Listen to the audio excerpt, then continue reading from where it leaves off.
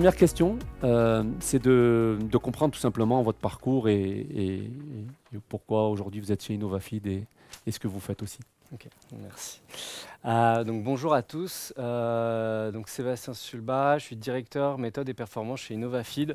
J'ai commencé avec une formation de génie industriel dans le conseil. Pendant 9 ans, j'ai parcouru le monde dans tout ce qui était amélioration de process, industrie, service à l'international. Donc je suis passé du monde de l'aéro à la banque, aux assurances, le pétrole, la pharma. Et c'est là où j'ai fait mes armes en étant chef de projet, formateur, coach, puis PMO aussi dans des plus gros programmes de transformation.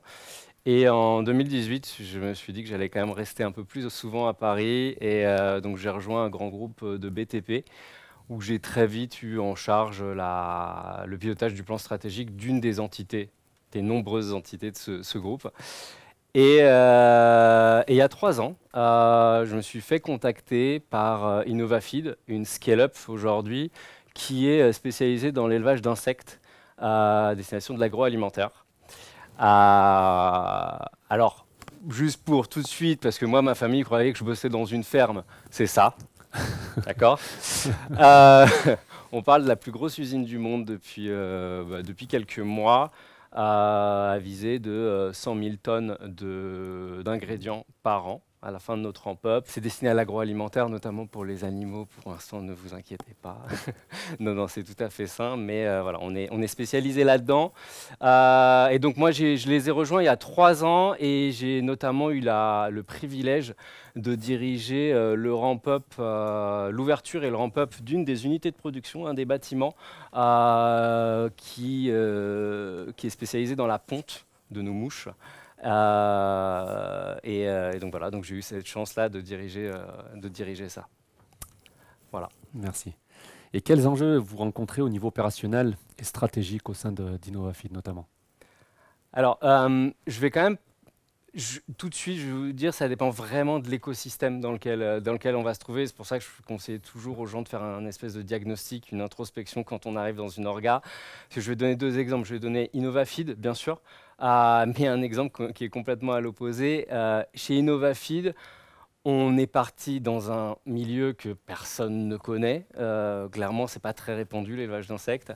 Donc, avec des objectifs de la part de nos investisseurs et autres qui sont très drastiques en termes de productivité, de rendement.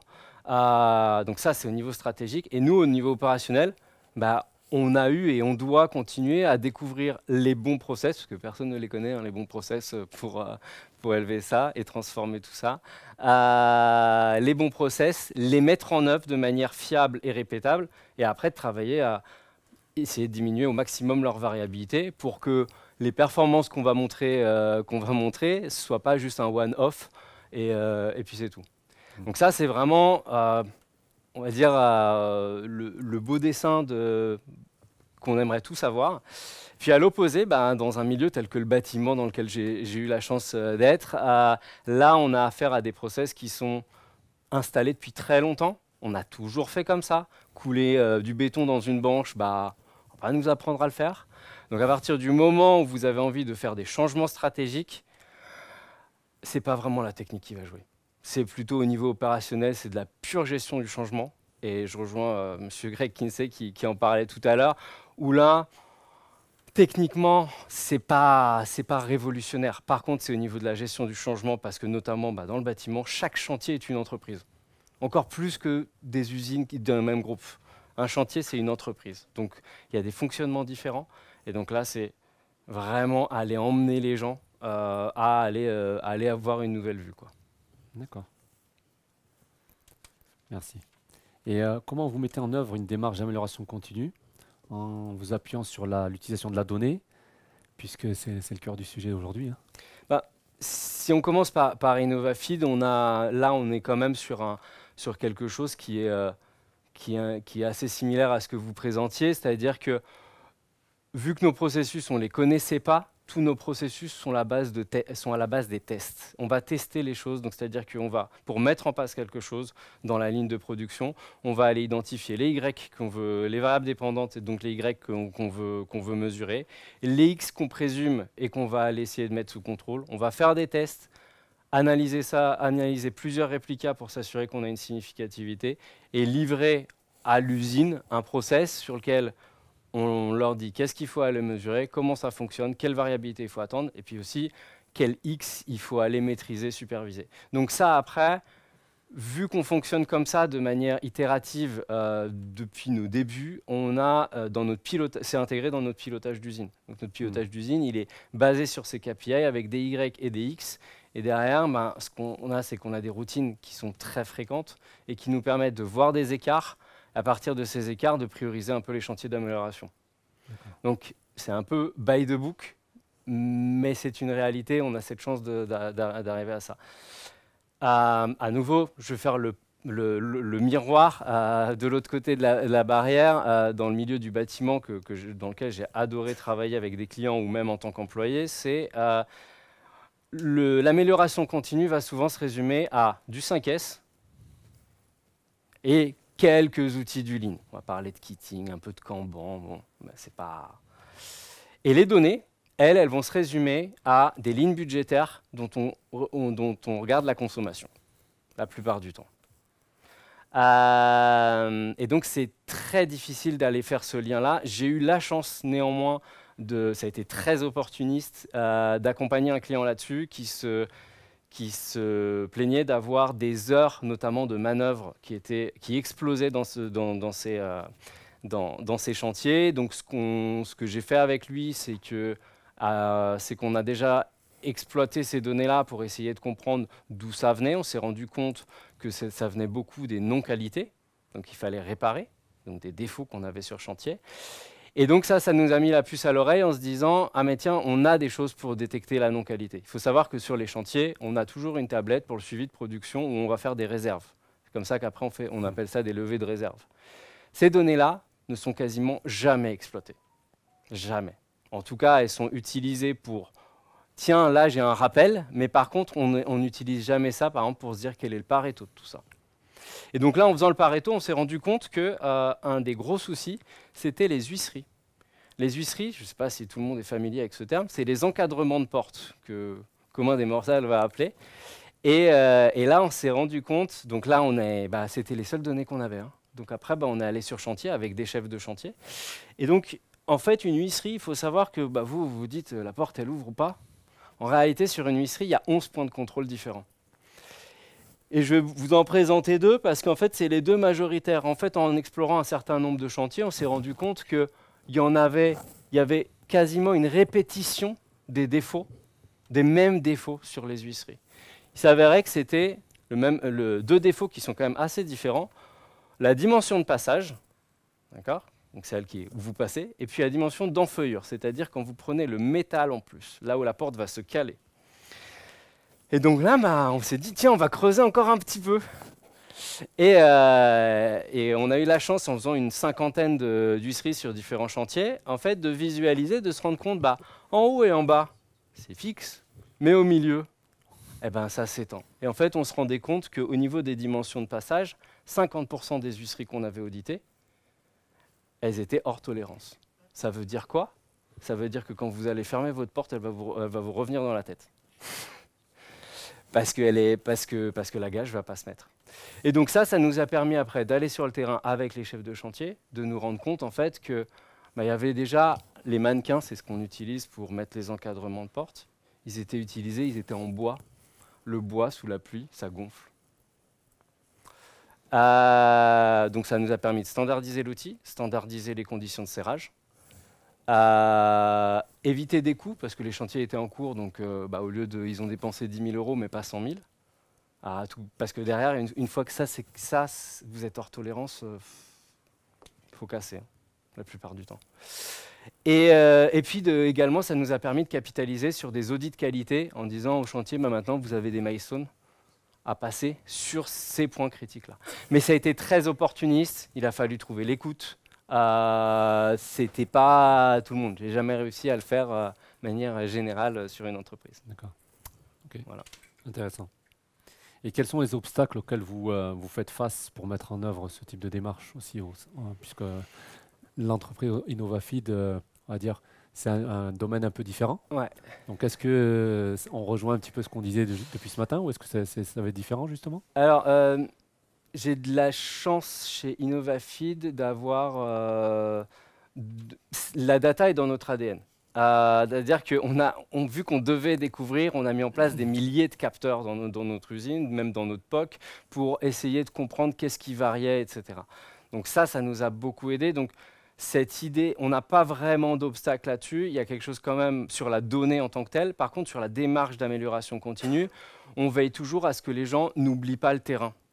Parce que, tout à l'heure, M. Kinsey en parlait, on a parfois, et c'est un peu une tendance de plus en plus aujourd'hui, à se cacher derrière la donnée et à ne pas aller voir sur le terrain, alors que sur le terrain, on va retrouver des manières de faire différentes, des mesures complémentaires, parce que si ça se trouve, le capteur, il est un peu faux, et on a plein de choses à aller découvrir sur le terrain. Alors, bon, encore pire quand les gens, mais ça, j'ai pas rencontré ça chez InnovaFeed, heureusement, mais je l'ai vu chez des clients, c'est on a la donnée, on la visualise même plus, on regarde la p-valeur, on prend une décision. Ça, c'est à peu près le pire. Donc ça, c'est un gros obstacle en fait à l'amélioration continue. Et après, à contrario, dans la majorité des entreprises que j'ai eues en tant que consultant, c'est l'abondance de données. Vous en avez parlé tout à l'heure de l'abondance de données, mais moi, il y a quelque chose qui me perturbe, c'est que en fait, on en arrive à, quand on en a trop depuis trop longtemps, on va se rendre compte que les gens considèrent leurs données, qui sont bien faites, hein, elles font pas trop mal généralement les données, comme leur doudou. Donc, ils ont du mal à s'en séparer.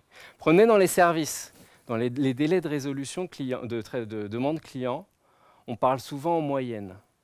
Qui a une distribution normale des données? Voilà. Donc je me suis toujours fait un malin plaisir dans le service à montrer que au lieu de 3 jours en moyenne de résolution, c'était plutôt 75% des données des traitements clients étaient en moins de 10 jours. Juste pour titiller un peu. Mais ça, on a rarement le courage, ou en tout cas, soit le courage, soit on a l'habitude, soit notre chef, il aime bien la moyenne, donc on ne va pas lui expliquer ce que c'est une médiane. Et puis après, il y a une frayeur de la stat. Un des obstacles, c'est une frayeur. Les gens pensent, alors moi je ne suis pas statisticien pour un sou, donc j'essaie quand même de les rassurer, mais les gens ont peur de la stat aussi. Donc ils disent, non, je ne peux pas aller plus loin parce qu'en fait, je vais atteindre mes limites. Donc des obstacles, il y en a plein et il faut quand même s'en rendre compte. Donc c'est allier terrain, allier données et allier visualisation de données et pas résumer juste avec un petit pourcentage, quoi. Faire preuve de bon sens en somme. Aussi, ça y contribue. Et donc comment vous impliquez les équipes opérationnelles dans l'exploitation de la donnée pour en faire un levier d'amélioration continue et pas une contrainte quelque part? Bon, là, je ne vais pas vous dire que ça dépend du milieu. Pour moi, c'est dès le début. J'ai 2 exemples, ceux-là issus d'InnovaFeed, mais pour moi, on est dès le début obligé d'impliquer des gens du terrain pour qu'ils nous donnent des observations, qu'ils aient trouvé les causes potentielles avec nous et qu'ils testent. Alors, c'est toujours le souci, parce que les gens se disent, chouette, on va dire les solutions qu'on veut mettre en place. Donc non, on essaye de calmer leurs ardeurs un petit peu et on essaye de leur dire que déjà, on aimerait comprendre ce qui se passe, mais clairement, c'est dès le début. Okay. Pour pas que ça devienne un obstacle après. J'ai 2 exemples. Le premier, c'était quand j'ai démarré cette entité de ponte, on était vraiment en deçà à un moment donné des pontes qu'on attendait, des volumes qu'on attendait, donc on freinait quand même le reste de l'usine. Et puis en fait, on a impliqué les opérateurs très très vite pour leur demander ce qui se passait. Sans vous détailler tous les détails du processus, mais en tant que tel, ils nous ont fait des remarques sur la masse qu'on injectait, les chariots qu'on injectait de mouches. Grâce à eux et avec eux, on a testé des nouvelles quantités de mouches qu'on intégrait dans nos cages pour pondre. Et en fait, il s'est avéré qu'on a découvert qu'on arrivait à doubler nos pontes en regardant les cinétiques de ponte. Donc là, ce n'est pas l'ensemble du cycle d'une mouche, mais c'est un début. Donc en regardant le démarrage et également les volumes totaux, on s'est rendu compte qu'on allait 2 fois plus loin en termes de ponte. On doublait nos pontes en mettant 1/3 de moins de masse. Donc c'était plutôt intéressant grâce à eux. Ça a été un gros game changer dont on récolte encore les lauriers aujourd'hui. Et puis le deuxième exemple, c'était en mettant en place notre métrologie interne chez InnovaFeed, où en fait on s'est rendu compte, on avait 2 balances, même modèle, qui pesaient le même produit mais dans 2 ateliers différents. Et on s'est rendu compte qu'on n'avait pas... On a fait une petite comparaison des répétabilités, et on s'est rendu compte qu'ils n'avaient pas du tout la même performance. Et en fait, avec les opérateurs, on est allé tester celle qui était la plus défaillante. On s'est rendu compte qu'on avait quand même jusqu'à 500 grammes pour une même mesure de différence. Et en fait, c'est eux-mêmes qui se sont rendus compte qu'il y avait un standard de réglage de niveau, la bulle que tout le monde oublie, qu'en fait, qui n'était pas respectée. Donc eux-mêmes se sont rendus compte qu'en fait, qu'une petite consigne qui paraissait anodine, en fait, il fallait absolument la respecter. Ça nous a permis de passer d'un pourcentage de RR de 50% à 15%. C'était plutôt intéressant. Et en fait, pour réduire ce 15%, parce qu'on se rendait compte qu'on était toujours plus haut que les autres, que l'autre balance, en fait, on s'est rendu compte que le support sur lequel on l'avait mis n'était pas un peu versatile, un peu pas très stable, quoi. Voilà. Et tout ça grâce aux opérateurs. Donc, ça a permis d'ancrer un standard, en fait. Et une fois que c'est dit, on sait que ça va être transmis. Voilà. Donc c'est comme ça. Donc moi, je considère que c'est dès le début. Pour ma part, j'ai toujours considéré que les gens sont un trésor de connaissances. Et donc, il faut les impliquer absolument dès le début. En fait, ça va même faire tache d'huile dans une organisation à partir du moment où on s'intéresse à eux et à partir du moment où on prend en compte leurs remarques. Ces deux choses, d'ailleurs, c'est si intéressant. Moi, pour ma part, j'en ai créé un serious game avec des Lego pour aller montrer aux gens la résolution de problèmes. Ça ne se faisait pas sans la gestion du changement, mais sans décréter que c'est de la gestion du changement. C'est juste en impliquant les gens. Ça marche assez bien, les gens ouvrent les yeux.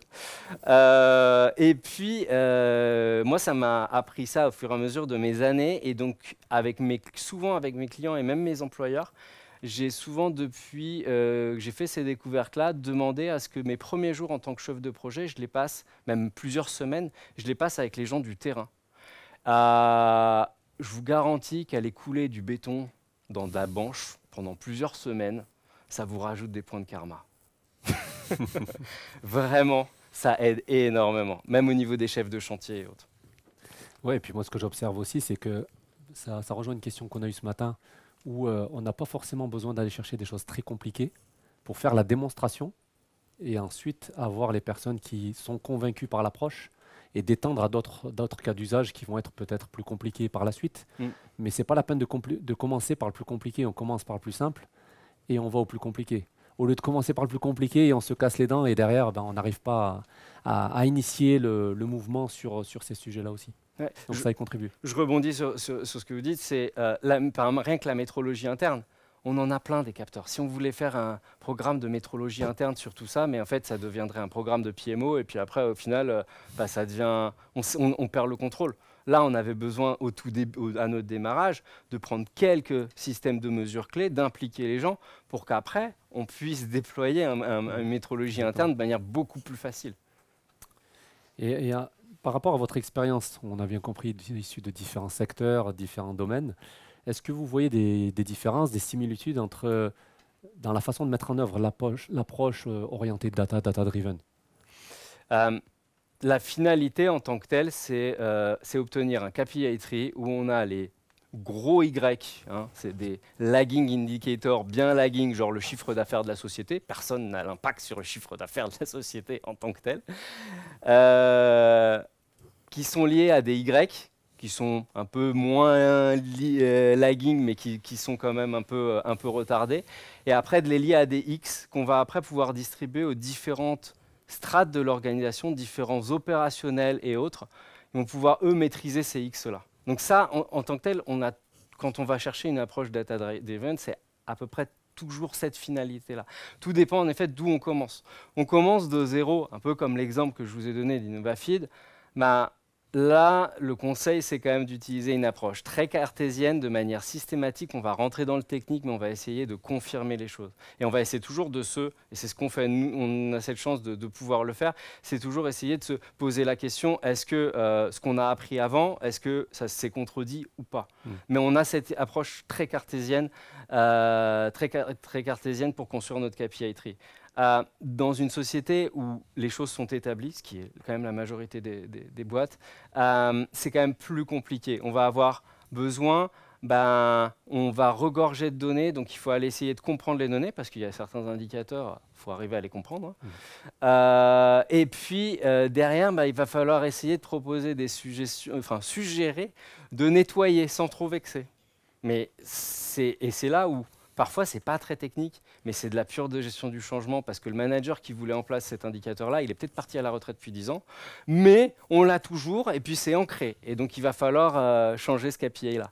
Donc, c'est surtout en fonction de la maturité qu'on a, et c'est quand même souvent dans le deuxième cas, où c'est beaucoup de gestion donc, du changement, donc c'est essayer de rationaliser les choses. Mais pour ça, on ne peut pas rationaliser sans aller comprendre ce que font les gens avec ces indicateurs-là. Bien sûr. Puis c'est une question de communication aussi entre les différentes parties prenantes, comme on l'a dit tout à l'heure. Il faut arriver à utiliser le même langage pour arriver à communiquer aussi. C'est ça. J'ai une dernière question aussi, parce qu'InnovaFit, quelque part, c'est une entreprise jeune. Et est-ce que vous observez, de votre point de vue, la même résistance au changement au sein de vos équipes, ou est-ce que c'est différent par rapport à ce que l'on observe plus généralement? Non, c'est quand même. J'ai jamais, pour ma part, j'ai jamais rencontré ça. C'est que non, on sait qu'on doit changer parce qu'on doit toujours s'améliorer. Donc, c'est pas le meilleur exemple en termes de complexité de gestion du changement. Il y en a toujours un petit peu quand on travaille avec des opérateurs qui ont été là depuis le début aussi de l'usine, donc qui ont appris à faire certaines choses et on a changé certains process.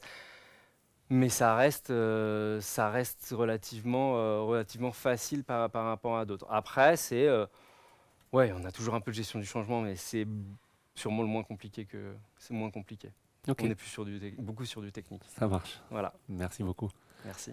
Et puis, on va passer aux questions, s'il y a des questions de la part de l'audience. Peut-être je vais récupérer le micro. Merci.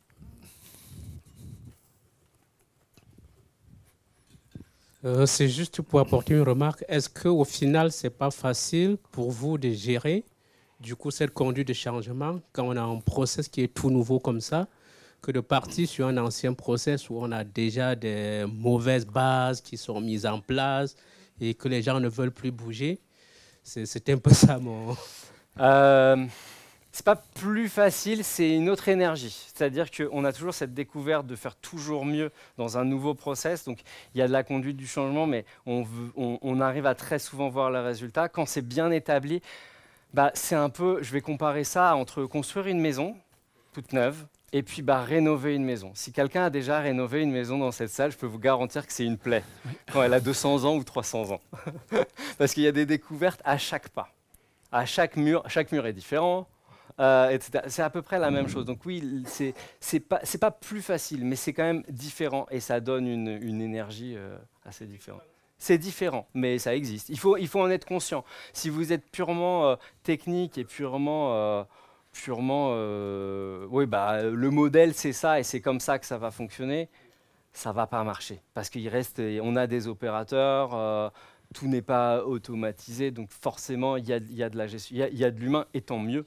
Mais en fait aussi les gens sont drivés par le fait que les gens qui travaillent sur les opérations restent des gens qui sont là depuis pas très longtemps. La société elle a 9 ans, donc en tant que telle ils sont encore dans l'aventure. Alors que dans de grosses sociétés parfois les gens ont un peu perdu le cap de la société ou sont même pas au courant du cap.